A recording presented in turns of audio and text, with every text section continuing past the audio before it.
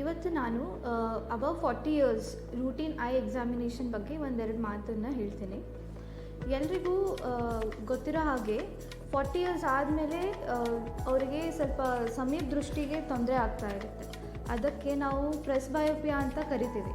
ಅದು ಒಂದು physiological change. ಅದು ಎಲ್ಲರಿಗೂ ಆಗುತ್ತೆ, ಇರ್ರೆಸ್ಪೆಕ್ಟಿವ್ ಆಫ್ ಪ್ರೀವಿಯಸ್ ಗ್ಲಾಸಸ್ ಇದೆಯೋ ಇಲ್ಲೋ ಅಂತ.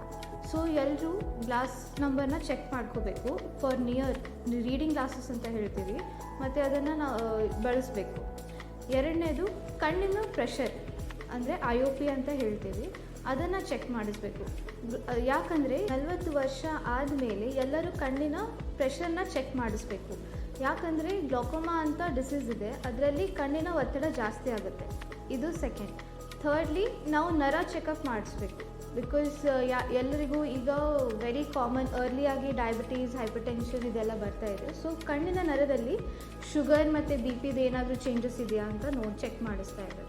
ಮತ್ತು ಬಿ ಪಿಯಿಂದ ಆಗೋ ಕಣ್ಣಿನ ವೇನ್ಸಲ್ಲಿ ಒಕ್ಲೂಷನ್ ಆಗೋದು ಎಲ್ಲ common. So it is very important ಕಿ 40 ಇಯರ್ಸ್ ಆದಮೇಲೆ everybody has to undergo eye screening every yearly.